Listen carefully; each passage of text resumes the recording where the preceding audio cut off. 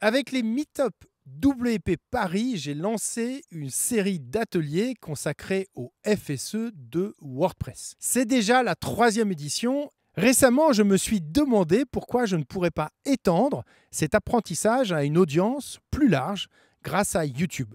Ainsi est née cette série de live pour te faire découvrir ce changement majeur de WordPress avec le FSE ou Full Site Editing. Moi, c'est Grégoire Noyel et si tu ne me connais pas encore, sache que je suis dans le jeu des thèmes depuis plus de 15 ans. Avec ces lives, je souhaite partager mon savoir-faire dans cette nouvelle ère de WordPress. Alors comment ça va se dérouler? C'est simple. 40 minutes pendant lesquelles je plonge en direct dans le monde du FSE, suivi d'un créneau de questions-réponses pour éclaircir tes doutes. N'oublie pas de jeter un œil aux notes de la vidéo. Tu y trouveras des liens pour t'inscrire à mon prochain live en septembre et un sommaire complet pour te guider. Prêt? C'est parti. Alors le FSE, c'est quoi? C'est une logique où on va travailler sur les thèmes, on n'est pas obligé de coder et on va en direct créer ces modèles depuis le back-office. Et tous les blocs vont être intégrés dans les parties qui avant étaient réservées à ce qu'on appelle le contenu principal, ce qu'on a dans une page ou un article. Là, avec le FSE, on intervient sur l'entête, sur le footer, et on a la même logique que le templating de WordPress. Donc le templating de WordPress, ça ressemble à ça, je vais vous montrer. Alors vous connaissez tous ce modèle. Moi, mes élèves, je demandais qu'ils l'affichent sur leur frigo. Donc c'était quelque chose qui était à connaître par cœur. On ne verra pas ça en détail aujourd'hui, mais en tout cas, sachez que le templating, c'est exactement le même dans un thème FSE.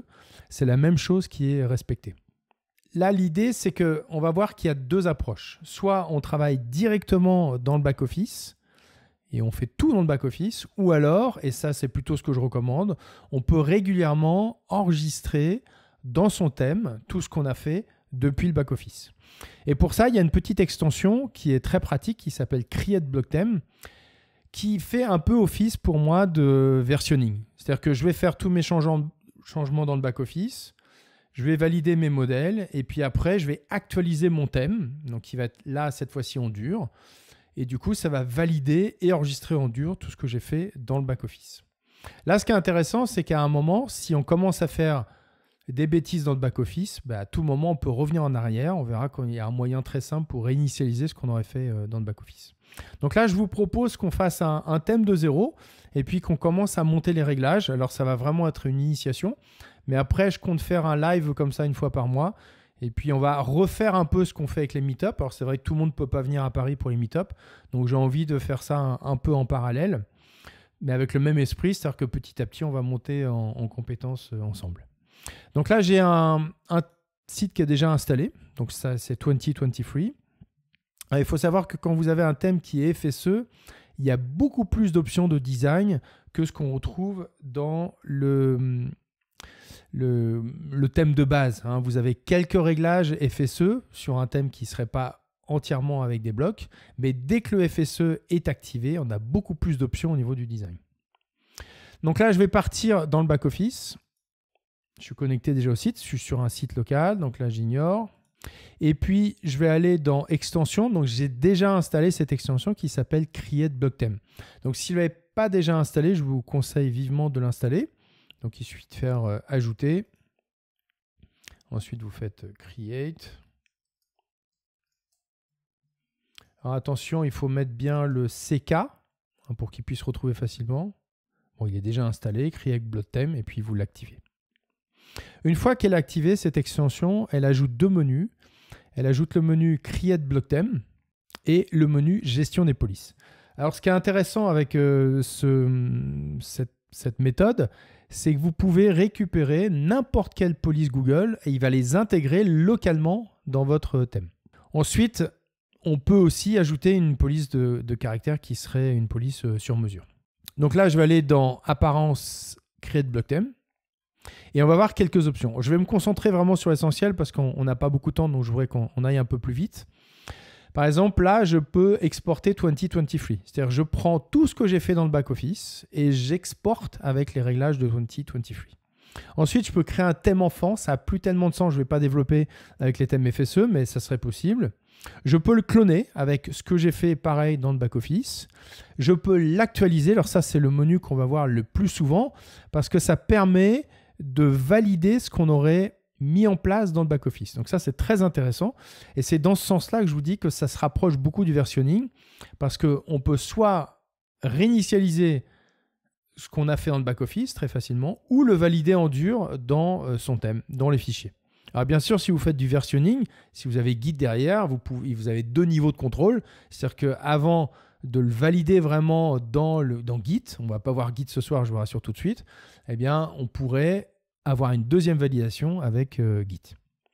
Ensuite, on peut créer un thème vierge, c'est ce qu'on va utiliser. Et ça, on le verra dans un autre atelier, on peut créer une variante de style. Donc ça permet de faire plein de réglages dans le back-office et on va enregistrer comme une variante. Donc du coup, il va créer un nouvel ensemble de réglages qu'on pourra changer facilement dans le back-office. Donc là, je vais faire créer un thème vierge. Je lui donne un nom. On va faire un site de boulangerie. Après, je vais prendre HTTPS. Alors normalement, si vous aviez une page dédiée pour votre thème, c'est cette URL-là qu'il faudra utiliser. Je ne vais pas prendre un fichier, vous allez voir qu'il génère automatiquement un visuel pour nous. Et je clique sur générer. Donc là, si maintenant je vais dans thème, eh bien, j'ai le nouveau thème qui apparaît et je vais activer. Alors par défaut, les styles sont assez bruts. Vous allez voir qu'on n'a même pas de police de caractère. Donc je vous montre à quoi ça ressemble. Voilà, donc ça ressemble à ça. Donc c'est la police par défaut. Et puis ça affiche les derniers articles. Maintenant, ce qu'on va faire, c'est que je vais vous montrer tout de suite la gestion des polices. On va changer de police et puis ça permettra d'appliquer le premier réglage. Alors, je vais prendre une police. Pour l'instant, c'est la police système, mais on va ajouter une Google Font. Donc là, je vais cliquer sur Add Google Font. Je ne vais pas m'embêter. Je vais prendre la Roboto. Alors, attention, quand vous intégrez une police, il ne s'agit pas d'intégrer tous les fichiers. En général, on a une police pour la version normale, donc qui est entre 300 et 500. Une police pour le gras, puis une police pour l'italique. En général, la police pour l'italique, c'est la même que la police normale. Donc là, je vais prendre la 300 parce que je ne veux pas avoir une police de 400 qui est un peu trop gras pour moi. Sachez que si vous aviez la 300 et la 400, il prendra les 400. Si vous avez que la 300, quand on va choisir normal, il va prendre le plus près, donc ce sera la 300. Donc je vais prendre 300 italique également, et puis je vais prendre une graisse un peu forte pour les titres. Donc là, j'ai 3 polices. Il me donne le poids à droite, et je vais faire Add Google Font to your theme. Donc là, il va télécharger les polices et il va les intégrer directement dans mon thème. Et elles seront disponibles en fait dans les réglages. Donc là, je vais repartir dans gestion des polices. Je vais laisser pour l'instant système font et je voudrais maintenant l'appliquer à mon thème pour que ça change l'aspect. Donc là, pour l'instant, j'ai ça. Donc je voudrais changer avec la Roboto. Donc je vais aller dans éditeur. Donc il y a 2 manières d'aborder la partie FSE. Soit on va dans le menu éditeur, soit quand vous êtes dans le front office, on peut faire modifier le site. Ça fait exactement la même chose. Alors comme on a vraiment 2 back-office distincts et que ça fait pas mal de clics pour l'instant, ça va évoluer, mais pour l'instant, c'est comme ça. Moi, en général, j'ai 2 onglets. J'ai vraiment un onglet pour le back-office FSE et un onglet pour le back-office normal où je peux éditer les pages, les articles. Je peux aller dans le back-office, dans le front office. Donc vraiment, je distingue 2 onglets. Donc ce que je vais faire, c'est que je vais laisser cet onglet-là, donc qui sera le back-office normal, et l'autre onglet, ça sera pour la partie éditeur. Donc je vais dans éditeur, il me fait une prévisualisation des modèles qui existent, donc on a dans modèle, pour l'instant c'est que index. Quand vous êtes dans la template hiérarchie, index, je fais un petit rappel, c'est valable pour tous les modèles, aussi bien pour les modèles qu'on appelle singular, donc qui sont pour les singles, donc les articles tout seuls ou les pages, ou les modèles les modèles de pages, je crois que c'est à part. Et tout ce qui est archive, donc archive de catégories, d'étiquettes ou archive de ce qu'on appelle des taxonomies. Alors un petit rappel quand même, les catégories ou les étiquettes, ce sont des taxonomies. On les appelle catégories ou étiquettes, mais en soi, ce sont des taxonomies qui ont comme nom catégorie ou étiquette.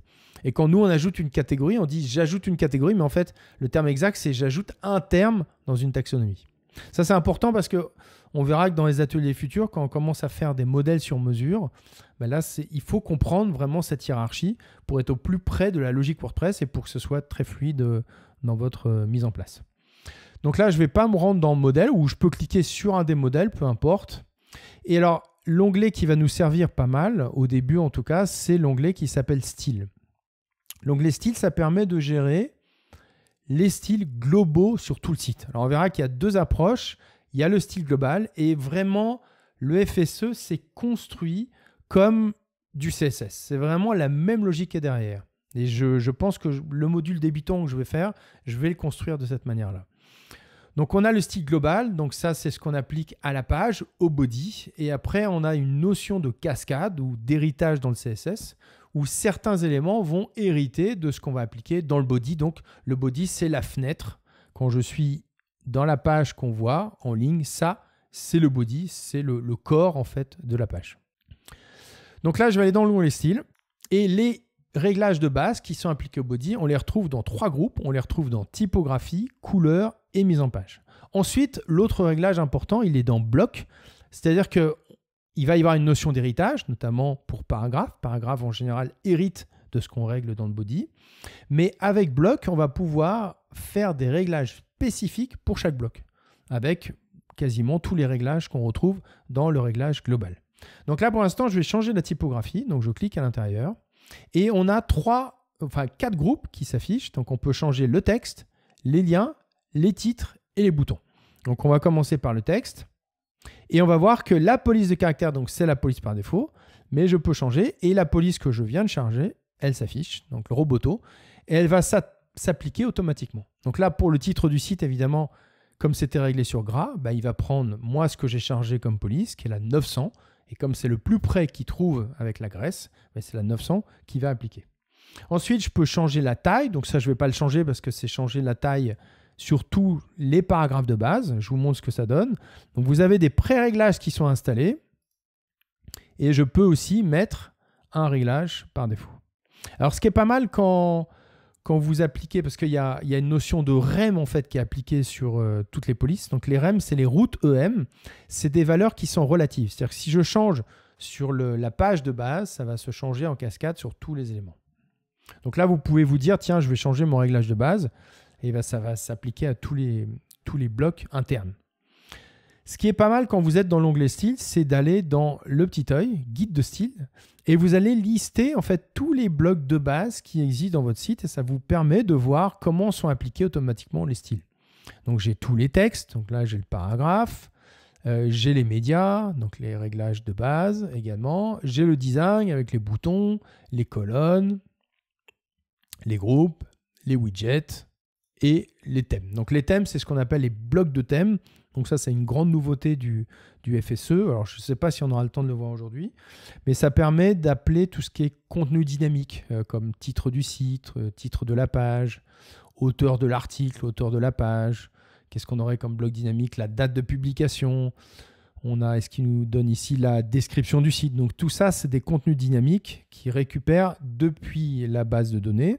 Et sachez que quand vous éditez vos modèles directement dans ce qu'on appelle des blocs de thèmes, ça va se mettre à jour également dans la base de données. Et puis, je vais faire plus de changements maintenant pour les titres. Là, on peut changer. Alors, on a 2 approches.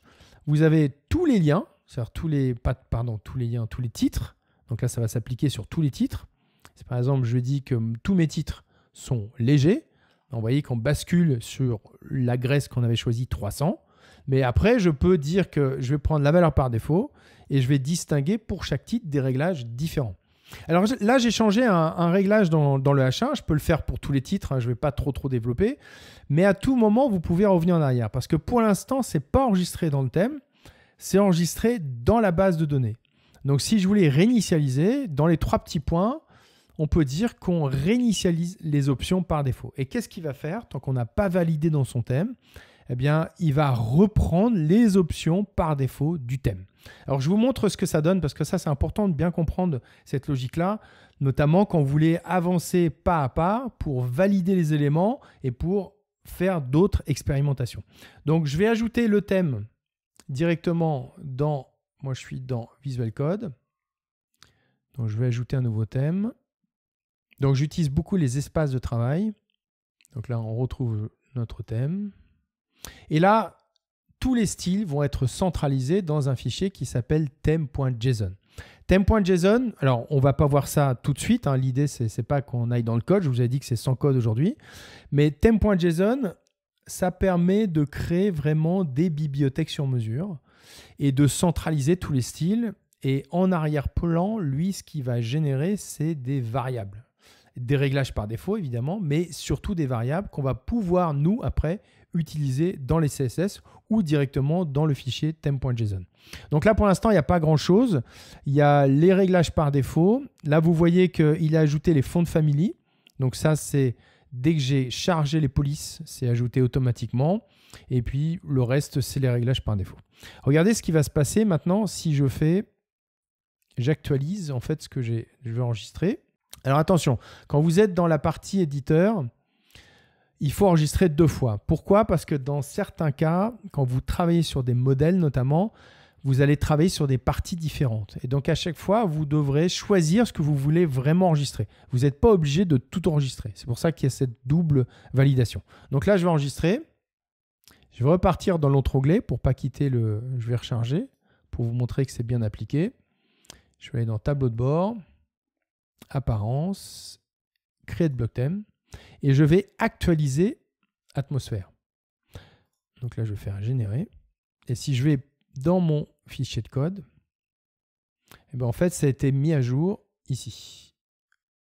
Donc dans les styles, alors je ne rentre pas dans les détails au niveau du fichier JSON aujourd'hui, mais je vais dans éléments, régler ma typographie avec la police et la graisse. Et ensuite, je choisis la police par défaut avec la hauteur de ligne. Donc là, quand j'ai fait ça, quand j'ai validé en fait dans mon thème, quand je repars dans style, donc là, je vais recharger, eh bien, je ne peux pas réinitialiser en fait mes styles. Si je repars dans style, vous voyez que je ne peux pas réinitialiser les options par défaut parce qu'elles sont inscrites en dur dans le thème. Et ça, c'est très important de comprendre cette logique-là parce que, comme je vous disais, vous validez les étapes au fur et à mesure. Et si à un moment, vous êtes complètement planté dans votre mise en place, mais vous pouvez réinitialiser à tout moment. Alors ensuite, je vais continuer dans les réglages. Donc là, j'étais typographie. Alors dans les titres, bon, les réglages, c'est les mêmes que tout à l'heure. Parfois, il y a des réglages, ce n'est pas le cas ici, mais qui sont un peu cachés dans les 3 points. Alors, c'est vrai qu'il ne faut pas hésiter à aller chercher dans ces 3 petits points parce qu'on peut activer certains réglages. Et puis là, je vais repartir dans... Alors, les boutons, on peut changer aussi. Je vais afficher dans Design. Donc là, on peut choisir la taille des boutons différentes. Donc là, on le voit en direct. Je peux changer la police, etc. Je ne vais pas trop faire ça ici. Donc là, je vais enregistrer. Et on va partir dans l'élément suivant qui sont les couleurs. Alors, on a une palette par défaut de 12 couleurs et on peut ajouter des palettes personnalisées. Alors c'est vrai que quand vous avez plus de maîtrise au niveau du fichier theme.json, c'est à cet endroit-là qu'on peut dire qu'on ne veut pas la palette par défaut. Et d'ailleurs, on peut modifier de manière très précise tout ce qui s'affiche dans le back-office, les options de chaque élément directement dans le fichier theme.json. On peut le faire globalement sur tout le site ou pour tous les blocs. On a cette option. On pourrait dire qu'on crée une palette de couleurs globalement pour tout le site et pour le bloc paragraphe, on peut avoir une palette complètement différente. Et ça, c'est valable non seulement pour les palettes, mais pour les polices qu'on peut choisir, les tailles. Tous ces éléments sont configurables. Alors, j'insiste un peu sur ce point parce que je considère qu'on passe à une autre étape au niveau de la création de thème. Ce n'est pas simplement le front office, donc comment s'affiche le thème, c'est aussi comment on configure le back office pour que ça puisse correspondre au projet. Et ça, c'est vraiment un changement majeur dans WordPress. Donc, on ne peut pas le voir aujourd'hui, mais je vous donne comme ça quelques pistes qu'on pourra appliquer plus tard. Alors, je vais ajouter une couleur sur mesure et je vais lui donner un nom. Donc là, je vais faire terminer. Ah, il ne l'a pas appliqué. Hop. Voilà. Ensuite, alors il n'a pas appliqué le nom, c'est bizarre, mais je vais afficher les détails. Là, s'il l'a mis, c'est bon, terminé. Donc là, je vais faire plus, je vais ajouter une autre couleur. Je vous préviens, ça va être un sapin de Noël. C'est toujours comme ça qu'on fait les démos. Donc ça va être rouge 1. Ensuite, je vais ajouter une 3e. Couleur un peu claire, ça va être magnifique. Alors, il y a un grand débat autour de ça. Est-ce qu'on met des noms de couleurs ou est-ce qu'on met primaire 1, primaire 2, primaire 3?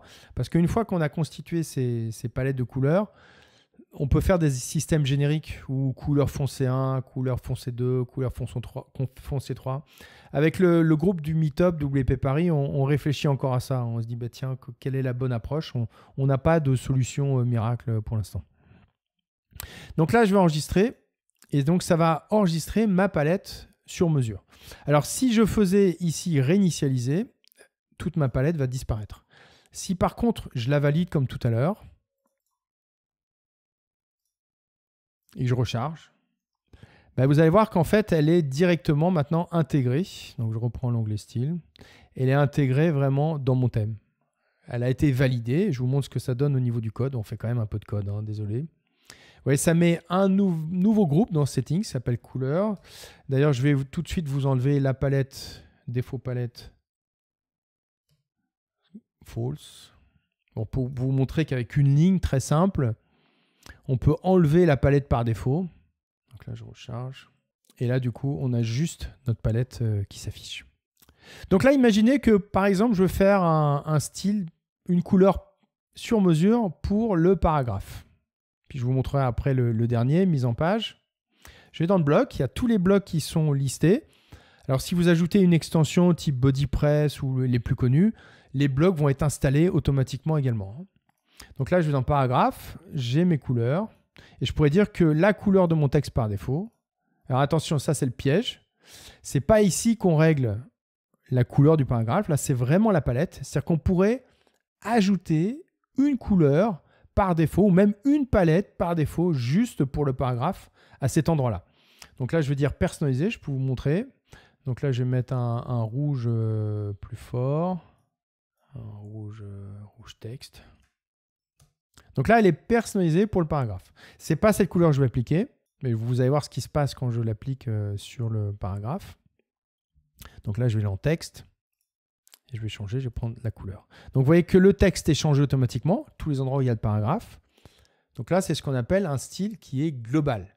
Par contre, quand je suis dans l'édition d'un article, donc là, ça va être un style local. On va faire modifier l'article. Et si je prends le paragraphe, au niveau de ma couleur, ben là, rien ne m'empêche de prendre une couleur sur mesure. Donc là, ça va être le style local qui va être attribué et plus le style global. Donc, si je change le style global dans l'onglet style, ça ne va pas s'appliquer sur ce paragraphe parce qu'il y a quelque chose qui est plus fort. Hein, c'est dans ce sens-là où je vous dis qu'on est très proche de la spécificité en CSS. C'est la même logique. Hein, c'est le dernier en CSS qui gagne. C'est-à-dire que si la règle elle est dans le bloc paragraphe, ben c'est ce bloc qui va prendre le dessus sur le réglage global. Donc là, on peut changer les couleurs d'arrière-plan. Donc là, je suis toujours dans le bloc paragraphe. Donc je pourrais dire que chaque paragraphe a une couleur d'arrière-plan. Je ne vais pas le faire parce que ça va être un peu bizarre.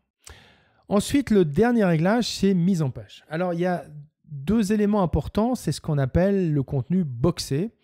Le contenu boxé, c'est ce qui ressemble à ça. Je vais vous montrer. Donc là, je suis sur l'article. Je vais peut-être mettre un peu plus de texte pour qu'on puisse... Alors, j'ai un petit outil qui permet d'avoir du lorem. Et là, vous voyez que quand je remets des blocs paragraphes, ça reprend ma couleur par défaut. Donc là, je vois l'article. Ça, c'est le contenu boxé. C'est-à-dire qu'il est à 620. Eh bien, on peut changer cette valeur-là. Et le contenu qui déborde, ça, c'est quand je choisis un alignement différent. Donc, je vais vous faire une petite démo. Je vais dire que le contenu qui est boxé, il bascule à 500. Donc là, j'enregistre. Et si je recharge mon article, vous voyez que là, on est le contenu boxé. Si je fais un article et je mets une page à l'intérieur, plutôt un visuel. Alors, j'ai déjà choisi les visuels. Et dans l'alignement, alors je ne l'ai pas ici parce qu'il faut que je décrète sur le bloc lui-même de l'index. Et ça, je ne sais pas si on aura le temps de le voir aujourd'hui, mais cette notion de débordement, ça dépend du parent direct. C'est-à-dire, si le parent direct est réglé sur contrainte, eh bien, le parent interne, enfin l'élément interne, l'enfant, il peut déborder de ce contenu. Alors, je peux vous faire la démo sur l'entête, ce sera plus facile. Donc là, on va être dans l'entête. Et si je regarde comment c'est construit, ça c'est très important quand on commence le FSE, c'est d'utiliser ce petit menu parce qu'on voit comment est construit la page. Alors là, on a deux éléments importants. On a le header et le footer. Ça, ils sont violés parce que c'est ce qu'on appelle des éléments de modèle. Ils sont mutualisés sur toutes les pages. Évidemment, on pourrait faire des modèles de pages en appelant des headers ou des footers différents. Donc ça, c'est possible. On peut en créer autant qu'on veut. Mais en tout cas, ces modèles se comportent d'une certaine manière parce qu'ils sont mutualisés. Donc là, si je prends le header, eh bien à l'intérieur, j'ai un groupe. Ce groupe, alors attention, quand on est là, faites gaffe à ne pas laisser l'onglet style parce qu'on voit plus ce qui se passe. Donc là, je vais prendre vraiment les réglages du bloc. Et on voit que le bloc intérieur, il est contraint. À l'intérieur, j'ai une rangée. Et la rangée, si ce bloc interne est contraint, et la rangée ne l'est pas, eh bien, je peux la faire déborder. Alors, pour l'instant, dans l'alignement, elle est sur pleine largeur. Ça veut dire que, quelle que soit en fait la taille du contenu, elle déborde et elle va vraiment aller sur le bord. Donc là, je peux changer son réglage. Et je vais dire qu'au lieu d'être en pleine largeur, au niveau de la rangée, eh bien, il va être en grande largeur. Et vous voyez que le réglage que j'ai fait qui est boxé, il se retrouve ici, il est centralisé. Mais si je bascule sur 1000, donc il va générer en fait une classe automatiquement. Si je recharge ma page, eh bien là, il est sur la grande largeur. Je pourrais dire que cette grande largeur, elle va être différente. Donc là, je suis dans l'onglet style, toujours dans mise en page. Donc là, je vais rebasculer sur 700. Et puis la grande largeur, je vais faire 1200 pour vous montrer la différence. Donc là, j'enregistre. Et si je reprends en fait mon réglage, vous voyez que l'entête, alors je suis à 1200 parce que mon écran est déjà petit, donc on ne voit pas trop la différence. Mais si je mets 1100, voilà. Donc à partir du moment où on a fait ce réglage d'alignement, ça va s'appliquer sur tous les éléments automatiquement. Et dès que je change ce réglage, qui est global, du coup, ça va s'appliquer partout. Alors on verra qu'en interne, il est possible de changer cette largeur. C'est-à-dire qu'on peut, dès qu'on met un groupe, on peut imposer en fait une autre largeur et du coup, ça va faire des alignements différents. Je pense notamment au système de landing page. On pourrait avoir une page qui n'est pas sur 800, mais qui est sur 700, 800 ou 1000. Donc ça sera possible dans le modèle directement de faire des réglages qui seront différents.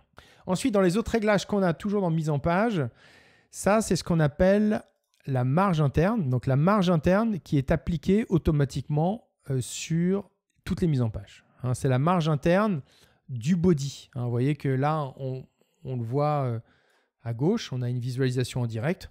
Bon, en général, je n'applique pas de marge interne sur le body. Par contre, rien ne vous empêche de le faire sur le côté seulement. Donc là, pour l'instant, ça l'applique partout. Mais il est possible avec la petite chaîne de dire que moi, je veux juste une marge interne sur la gauche et sur la droite. Alors, on va avoir un petit souci si on fait ça, c'est que ça risque de nous embêter au niveau de la couleur. Bon, après, on l'ajustera si besoin. Donc là, je vais mettre 11 aussi. Donc là, n'oubliez pas la petite chaîne, ça permet de faire des réglages spécifiques. Et le dernier élément, celui-ci est très important, c'est parce que vous allez voir que dans toutes les mises en page, le FSE utilise soit Grid Layout, soit Flex. Donc Flex, c'est une grille sur une dimension et Grid Layout, c'est une grille sur 2 dimensions. Et ce qu'on a, les espacements entre les éléments, c'est ce qu'on appelle le gap en CSS. Alors ça s'appelait Grid Gap, c'est devenu Gap. Et ça peut s'appliquer automatiquement, ça peut s'appliquer plutôt aussi bien à Grid qu'à Flex. Et là, l'espacement des blocs, c'est ce qu'on va retrouver globalement sur tout le site. Alors on va voir qu'après, on peut le régler localement, c'est possible. Donc là, je vais faire 13 pixels. Donc ça règle globalement sur tous les espacements à partir du moment où j'ai un groupe, un rassemblement de blocs. Mais je peux régler, par exemple, si je le fais sur ce bloc-là, pour ma navigation. Donc là, j'ai liste de pages. Ma navigation, je vais repartir sur ces réglages. On a au niveau du style, on retrouve la même logique, un style. On a l'espacement des blocs. Donc on pourrait dire, alors il faut que je referme parce que je ne veux pas avoir d'espace pour vous montrer avec ma résolution. Donc là, vous voyez, on peut changer en fait l'espacement entre les blocs. Dès que la navigation, ça utilise derrière Flex, mais dès que vous avez un groupe, vous pouvez toujours, que ce soit une colonne ou autre, ou des éléments internes, dès qu'ils sont groupés, on peut changer l'espacement entre les blocs. Je peux vous montrer une démonstration sur un article. Donc là, je vais faire modifier l'article. Et je vais faire donc, texte 1. Ici, je vais faire un titre. Et puis, texte 2. Je vais sélectionner tous ces blocs. Et automatiquement, il me propose de les grouper. Donc, soit je fais un groupe simple, soit je fais ce qu'on appelle une rangée. Donc ça, c'est pratique, c'est du flex. Donc il va répartir en fait les éléments équitablement. Donc quand je fais une rangée, on a les 3 éléments sur le même niveau et on peut changer l'alignement. On peut dire que c'est au centre, on peut dire que c'est à droite, on peut dire que c'est réparti de chaque côté. Donc ça, c'est ce qu'on a utilisé dans l'entête. On peut dire que c'est aligné à gauche. Si je le fais centré, eh bien, quand vous allez dans l'onglet Design, vous avez l'espacement entre les blocs. Et là, vous allez pouvoir en fait faire mon réglage sur le gap, hein, la gouttière entre les éléments. On peut changer à tout moment. Vous voyez, j'ai un empilement. Et là, ça sera pareil. Ça va être valable aussi. Hein, j'ai le gap entre les éléments. Et alors, si je vais dans le groupe, on aura la même chose dans un groupe. Alors, la nuance quand même, c'est que quand vous êtes dans le groupe, vous avez, si vous êtes dans le groupe, au niveau des réglages, vous pouvez contraindre en fait le groupe à une certaine taille. C'est-à-dire qu'il va être boxé. Après, il peut être centré. On peut dire qu'il est centré, il est justifié. Et je peux vous montrer avec un arrière-plan. Ça va être joli. Donc là, je vais le contraindre. Je veux dire que celui-ci, il est à 400. Et en large, il est à 800. Donc là, ça ne va pas tellement avoir d'incidence. Et je peux, au niveau du design, ça, on ne l'a pas encore vu, mais on a les marges internes et les marges externes. Donc ça, vous voyez, elle n'est pas activée, la marge externe. C'est juste la marge interne. Donc la marge interne, on va voir tout de suite ce qui se passe. Hein. Vous voyez, vous pouvez changer en direct en fait, ce qu'on appelle le padding en CSS. Alors là, l'embêtement avec le groupe par rapport à la rangée ou à l'alignement, enfin notamment à la rangée, c'est qu'on a la possibilité de facilement changer les alignements des éléments internes. Donc après, à l'usage, vous verrez qu'est-ce qui est le plus intéressant. Mais quand vous voulez contraindre vraiment la taille d'un élément, on passe plutôt par le groupe.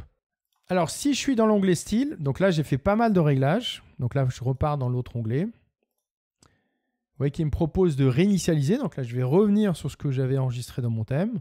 Ou alors, si je suis content de mes réglages, ben, je vais juste aller dans... Je vais repartir ici. Apparence, créer de bloc thème. Et je vais actualiser mon thème. Donc là, il va générer et ça va enregistrer automatiquement tous mes réglages dans le fichier theme.json. Donc ça valide ce que j'ai fait et je peux faire des nouvelles expérimentations. Ça, c'est vraiment important de comprendre cette logique-là parce que vous pouvez avancer pas à pas sans prendre de risques et puis pouvoir réinitialiser à tout moment. Ce que je voudrais vous montrer dans le prochain atelier, c'est qu'on va commencer à utiliser le templating. Donc là, on fera un modèle pour les pages. On pourrait faire un modèle aussi pour faire ce qu'on appelle une landing page où typiquement, on n'a ni besoin du footer ni besoin du header. Donc là, on pourra le dégager en se concentrant vraiment sur la partie centrale. On pourra même enlever le titre de la page. Et du coup, ça sera la même logique qu'un thème classique. C'est-à-dire qu'on pourra choisir dans page le modèle qui va s'afficher dans le menu déroulant. Voilà, on a 45 minutes à peu près. Je vais prendre les questions s'il y en a. Oui, la question, l'interface de theme.json. Alors, c'est vrai que ce n'est pas hyper intuitif. Donc, il y a une autocomplétion. Hein. Donc là, j'ajoute un nouvel objet pour une nouvelle couleur. Donc là, c'est color. Il me dit qu'il y en a 3 possibles et c'est contextuel. Hein. Il va repérer que je suis dans palette, dans l'objet couleur. Donc là, c'est couleur. Ensuite, name. Vous voyez qu'il ne me propose pas d'autres éléments. Il a vu que j'avais déjà utilisé couleur.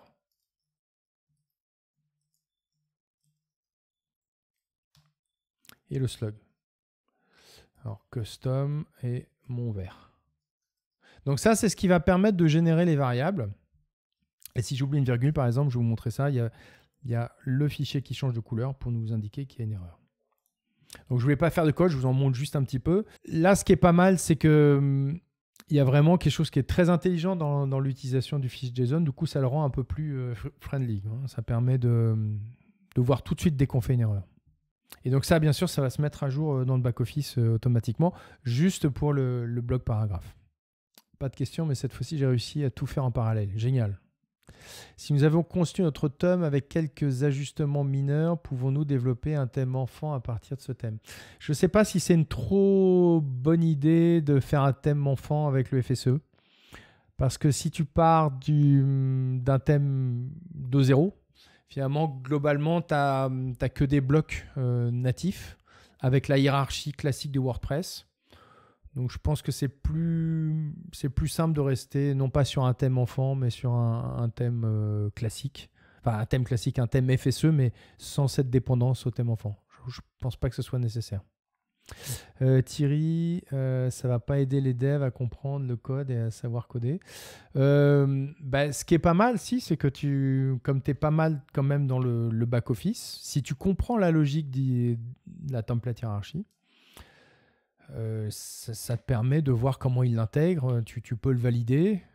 Après, si tu vas dans les choses plus compliquées en code, c'est sûr que c'est pas le but. Mais on est dans une logique de développement de thème. Donc, c'est pas du tout la même logique que le développement d'extension. C'est pas les mêmes API. L'enregistrement des modifs dans thème JSON via Create va aussi sur un site en ligne. Oui, ça marche aussi en ligne. Ça marche de la même manière, oui. Et Create Block Theme intègre la fonction d'accès lecture-écriture au thème JSON en somme. Oui, c'est un peu ça. Oui, exactement. Oui, j'ai testé sur un site en ligne, c'est nickel. Le seul truc qui est un petit peu embêtant pour l'instant, mais ça va évoluer, et ça, je ne me souviens plus si je vous avais fait la... Non, je ne vous ai pas fait la démo au précédent meet. Si, on en a parlé, il me semble. C'est que quand vous avez des images dans vos modèles, il va les mettre dans le thème. Donc, il va faire un lien en dur vers l'image. Et du coup, quand vous migrez le site, là, il y a un problème. Donc, on est obligé d'ajouter une fonction PHP dans les modèles pour que l'URL soit dynamique. Mais ça, je pense qu'ils vont l'améliorer. Il y a des chances que ça bouge, cette partie-là. Je vous montre quand même pour le bloc paragraphe. Je regarde juste s'il y a une question. Donc, tu vires ce plugin en prod. Je sais pas. En même temps, c'est-à-dire que si la personne permettait d'exporter, oui, tu n'aurais pas besoin en prod, c'est vrai. Tu n'aurais pas besoin de le mettre. Tu validerais en local et après tu mettras à jour. Ça dépend comment ton client va être indépendant ou pas dans la réalisation de son thème. Par contre, ça n'enlèvera pas les menus d'édition. Hein. Quand tu vas dans le menu éditeur, modifier le site, ça, c'est pas lié à l'extension Create Block Theme.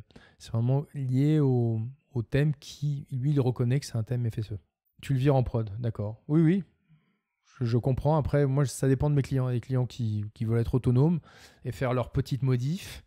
Après, c'est vrai que le problème, si on fait ça, c'est clair, c'est que si à un moment, il écrase notre thème, on va avoir du mal à revenir en arrière. Donc, ça dépend des clients, évidemment. Mais si vous voulez avoir un peu plus de contrôle sur ce qui se passe dans le thème, il vaut mieux pas le laisser, c'est sûr.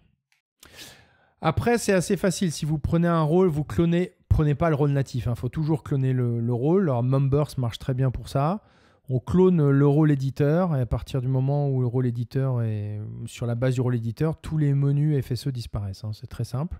Et après, on peut surcharger un peu le rôle éditeur quand on a besoin que l'admin, le faux admin ait d'autres fonctionnalités. Je vous montre quand même ce que ça donne sur le bloc paragraphe.